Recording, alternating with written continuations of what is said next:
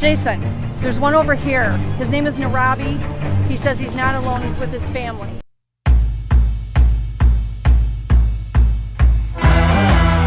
Okay, we welcome Robin McCray to Haunting Live. Can you just introduce yourself quickly so people know who you are? Sure. My name is Robin Haynes McCray. I have been around primarily the Bigfoots, but all the cryptids actually since I was very, very small. My first abduction that I remember by the ETs, I was 4, although they told me that I had been abducted prior. I've had several abductions since then. I've continually interacted and worked with the forest people and the other cryptids my entire life. And now I get contacted by a lot of people that just, they want to talk about their stories and they have questions. And I think that's a beautiful thing. I don't believe there are experts in this. I think it's all one giant puzzle and everybody has a puzzle piece. So I love it when people contact me. I am honored and I feel blessed that they do. And so that's pretty much what goes on day to day. What are some of your abilities that you have when it comes to these cryptids? What's your sort of specialty with them? The ones that I can talk about, I do a lot of work with the Bigfoots and basically I don't say for isn't really the best terminology because I choose what I do and what I don't do. Mindspeak obviously is one of them. I have the ability that if something is shapeshifted to look at it and I can see what it is inside as well as what it shows on the outside. I can remote view, open portals, close portals. I do healing on the forest people, the dogmen, the ETs, a lot of various different things that I never in my lifetime would have ever dreamt I'd be doing. Yeah, so with that, how did that happen with you? Like, how did you discover that you had that? I really didn't know that I did. Like in the beginning when I was little, and I mean, I'm like, toddler, you're learning to speak. And I always could mind speak. I think I did it probably before I could verbally speak, but I didn't know not everybody could. Okay. I just thought that was something everybody did. And my personal opinion is we all can, but we've all been led to believe that we can't. So a lot of us block that because we don't believe it's true. And so they were always around from the time I was a toddler on up. And, even when I was playing outside, they would come out of the tree lines and I would see the Bigfoots, or the dogmen. And so that was just how I grew up. And I asked my mom and dad, who were tremendous, wonderful people, and they were never critical. They just said, this is something we can't help you with because we don't know anything about it. They had not seen them, but I would talk to them about what I had seen. And so as I grew up, it just carried with me. And then I started getting premonitions. And by age 4, I was talking to ghosts on top of talking to the cryptids and the ETs. And it was just a progression. And things would happen and I would I do a lot of energy work. I read energy. I move energy. I teach people how to do that.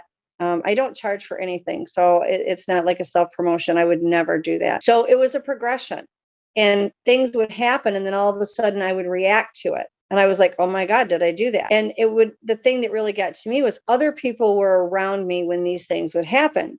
And so I couldn't say it was all in my head when other people are witnessing it as well. So it just has continued. And I think anybody that has abilities, and I do believe that everybody has them, whether or not you become aware of them or whether or not, you have situations where you use them, that is a different story. But I think we all have them. I think we always have. Anybody that has them, and most of the people that involved in this research do, it's a progression. The more you use it, the more the more you find out you have it.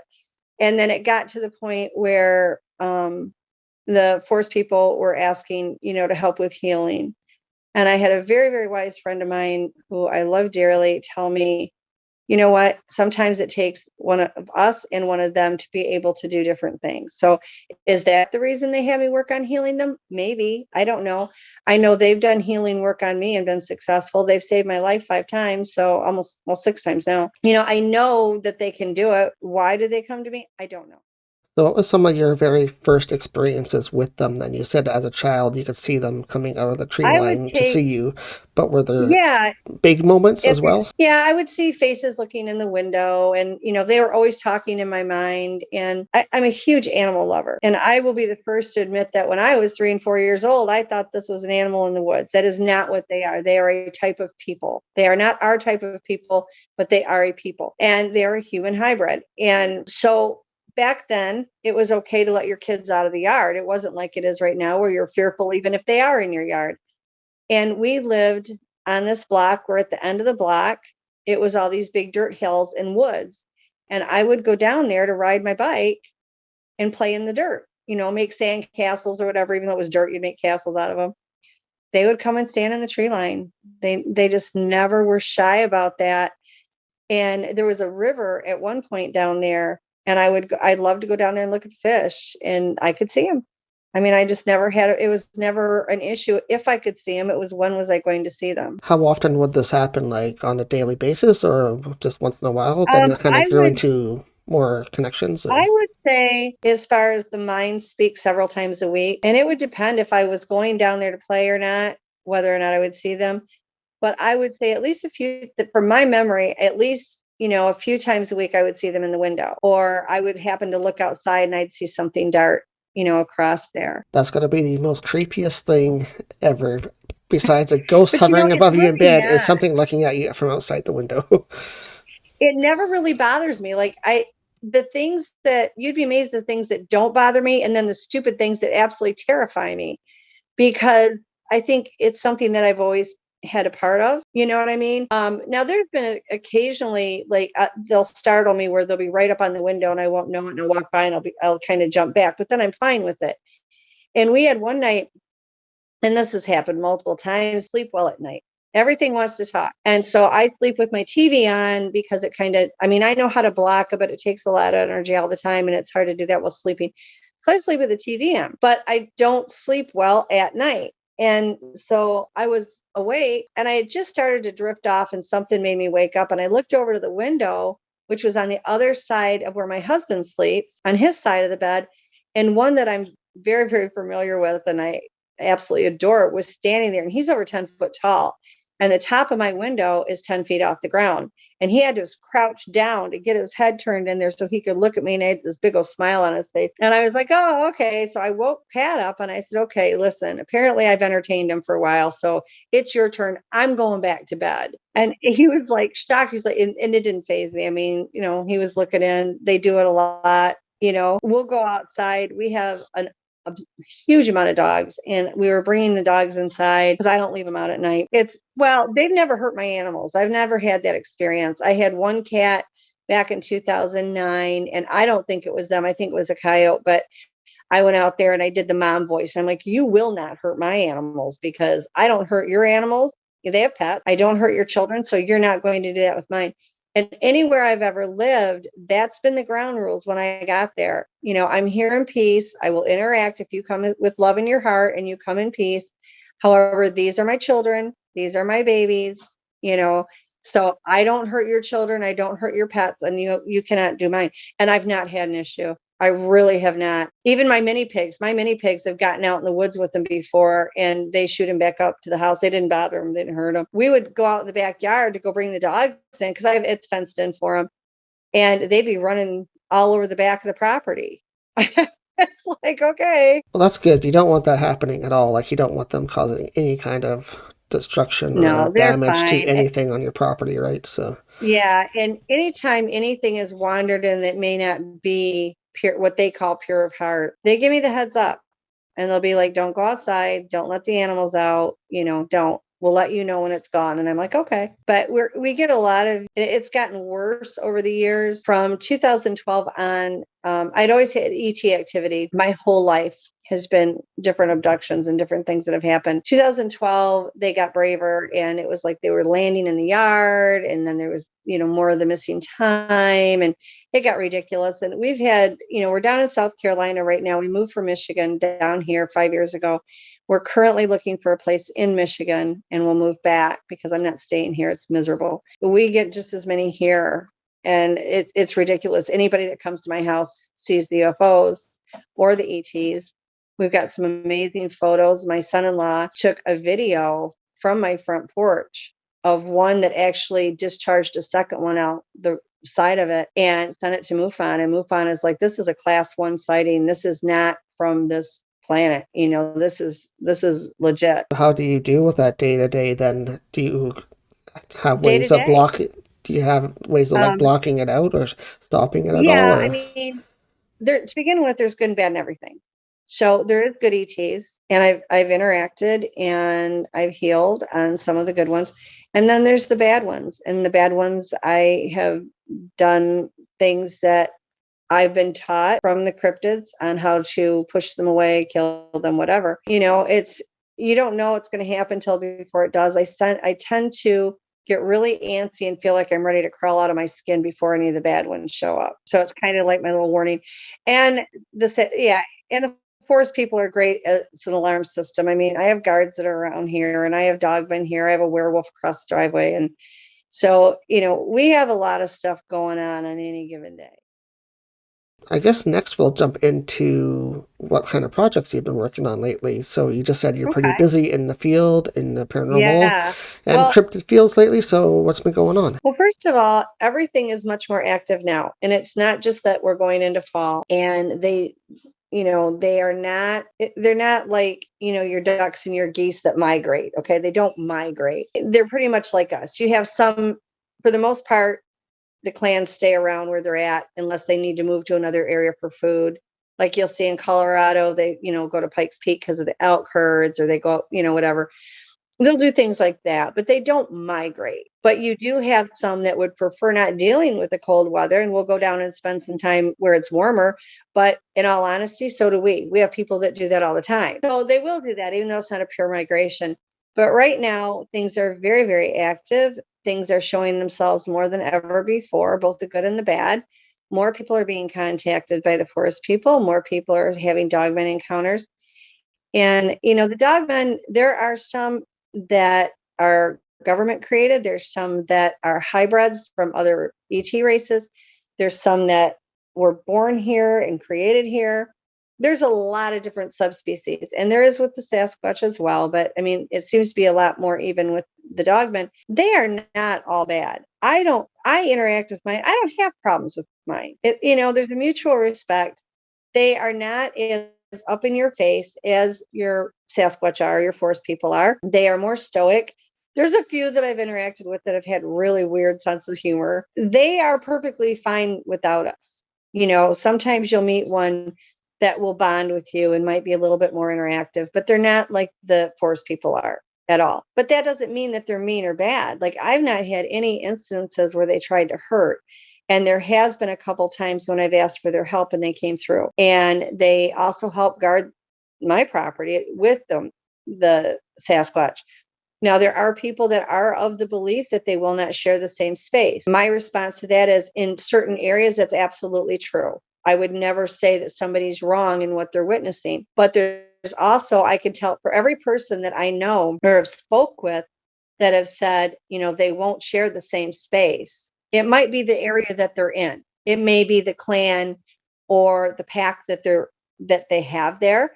Don't choose not to. But for every person, I can also find another person that says mine are all over the place together. I've seen hybrids where they bred together. I have a photo of one, and I have had them around here. I have a picture of a dogman pup that was climbing up in a tree, and they don't bother each other here. That doesn't mean it's like that everywhere. I mean, people have to understand that all of these things are hybrids. They were created at some point in time. The dogmen, I've heard that some of the dogmen were actually created in Egypt. Whether or not that's true or not, I'm not going to say it's not because I don't know.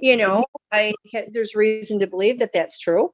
But I also know of all these other facets that have created them as well. So, they are all very, very active right now. And it doesn't have anything to do with the weather. It has to do with more things are coming to this planet right now. And our world is in a very dark place right now.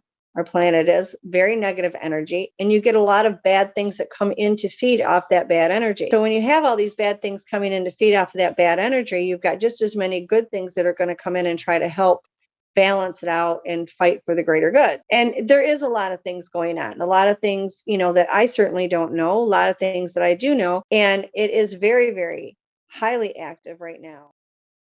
Okay, let's just jump quickly next to your project that you've been working on. I know something new Okay. is coming out that you were just Yeah. in, so My whatever surprise details you can project that I give, didn't know. yeah, whatever I, details you can you give, know, let us know. Sure. 2 years ago, I went and I spoke at the Michigan conference, and a producer by the name of Jason Kenzie was going to be there. And everybody that was speaking was going to go in the upper part of Michigan, and they were going to film to do a documentary. I was invited to be part of that, which was very kind of them. But I hadn't seen my family in a very long time, and my family lived in Michigan. And I said, right now, family's going to trump. I got to go to, I want to see my family and my kids. So I did. And I said, but I will try to come back down again. And one of the members of this group, whose name is Chad, just a wonderful person. I love him to death. We don't always agree on everything, but I love this guy to death. And I will say this, he may not agree with me, but he is always willing to listen and consider the possibilities, and the same of me with him. And he wanted me to come out, go out in the woods with him. He said, I just want to see what you do out in the woods. And I said, you're going to find him very boring. I don't do anything. I literally show up and let them decide what they're comfortable with. It's just this respect thing. And he said, well, we're going to do another documentary. I want you to be in it. And he said, all you're going to have to do is get interviewed, for a few, maybe 15, 20 minutes. And he said, they're probably going to cut it down. So it might only be a couple minutes airtime, but I don't really know. And he said, but I definitely want you to do it. And I said, I'm in. Well, we had planned on being moved back by then. And we actually are so far behind the 8 ball that we hadn't been moved yet. So I flew to Michigan, stayed on this incredibly beautiful property, just absolutely stunning. Farmhouse, and I can't even begin to tell you how many acres there are. If I said maybe 200, I probably would be wrong. So I don't want to quote anything. And Jason Kenzie is the producer. And I actually met him before I didn't know who the producer was at the time. I met him. He had been online, and he does wildlife photography and footage. And then he also does Sasquatch videos. He has an entire series called Searching for Sasquatch. It's on Amazon Prime and it's on Tubi. And he had talked to a friend of mine, and she said, oh, you should talk to Robin. And he said, oh, okay. So he gets hold of me, and we're talking like timelines and stuff. And I said, well, yeah, I'm going to be in Michigan in June. And he said, oh, for what? And I said, oh, there's a documentary they're going to do. I said, I guess I'm just going to be, a little tiny part of it. He says, any idea the producer? And I said, I have no idea. I'm just doing it for a friend of mine. And he said, I'm the producer. About died. So he said, yeah. I said, we're going to want to do some interviews. I said, okay. So we get down there, and basically I went down there just to go out in the woods with them, see if we could get activity. We did. And oh my gosh, had my night vision, or not night, well, yeah, night vision. And they were like loud and proud and standing right near us. I mean, they were behind trees and everything, but you could see them with the night vision. We got some, I think Jason got some eye shine that he filmed, and they were mind speaking. And there was one there named Jarabi, and he was like, I'm here and I'm with my family. Like, the intent was, if you're going to try to hurt me, I'm not by myself. That's what he meant by it. So I was telling everybody, where he was, and, follow him. He's going to go down this way, whatever. And so we got all that on film, and it was so much fun. Oh my gosh, so much fun. Wonderful, wonderful people. But right before I left, the night before, Jason came up to me and he said, I've been talking with one of the other gentlemen there. And he said, we think that we want to do like a little extra part to the film of just an interview with you, because they had been interviewing me on and off for 4 days. And I said, well, I guess that's okay. My only thing is, before I do any shows, before I do anything at all, I ask the forest people for their consent, because it's their information. Like, I can share my stories of what I go through, but it's their information. And I have always promised them, when I do a show, I make sure people know they are a human hybrid. They have a culture, a language, laws, families. It may not be the way we run our society, but they have them. They have language. They have their language, and they can speak in any language they want, including ours. I said, as long as I can put that out there, I don't care. I can do the rest of it. So the next day, we did this hour-long interview. And I thought, okay, he's going to chop it up in little pieces, and he'll put it just like maybe in the after clips after the show, was what I really in my mind thought was going to happen. And I found out, when everybody else did on Facebook, he put a thing on there and he said, Robin, here's your documentary. I about fell over because that's not what I thought it was. I didn't mind at all. He's a wonderful person, very caring, but I didn't know I was going to do that. So I found out when everybody else did. And it's called Searching for Sasquatch Bigfoot Mindspeak with Robin McCray. And so basically it's just nothing but interviews with me. And it's a little bit longer than an hour, I think an hour and 15 minutes. And yeah, I'm blown away because I did not expect it. I didn't expect, that little excerpt after the movie where there were going to be more interviews than what I originally had thought. Because when I first talked to Chad, he's like, I can't tell you how much you'd be in it, but I want you in it. And I'm like, okay, and I'm thinking a couple minutes and that's it. And then we did all these interviews and he's like, oh no, I want you on longer than that. And I said, okay. And then at the end of it, he was like, we're going to just put this little extra clip on it just to interview with you. And I thought that was really incredibly kind. Certainly, he didn't have to, but I thought that was really very sweet of him. It blew me away because I wasn't anticipating that. But that is actually on Amazon Prime right now. And it will eventually be on Tubi is what my understanding is. And then the actual full documentary will also be on Amazon Prime and Tubi. And I will be in that. So it was just an awful lot of fun. Got a lot of mind speak, a lot of them running through the woods. And at one point, Jason saw one crouch down and go between the trees and he got the eye shine. And he's like, I can't believe this. I'm like standing here filming this. And he's right there, so he was quite excited. So they got to have an experience too when you were there with them filming. So that's good. good. Yeah. And I did say to Jason, I said, how much activity was here before? And he said, well, we got a couple of howls. And I'm like, okay. He said, but this is a whole lot different. And then Chad and Jason and I took Chad's truck and went to this back field. And we had a female that was mind speaking with me. Chad was down the other way and Jason was walking towards Chad. And I said, no, go to the back of the truck. Like she's back here and she's talking away. So Chad grabbed the night vision and turned around and sure enough, there she was. Yeah, we had a lot of fun. It was so much fun. So I've been working on that. So things are good. Well, if somebody has something they want to open up to, they know who to go to because you can trust them and stuff, right? So they become friends after. So. Yeah.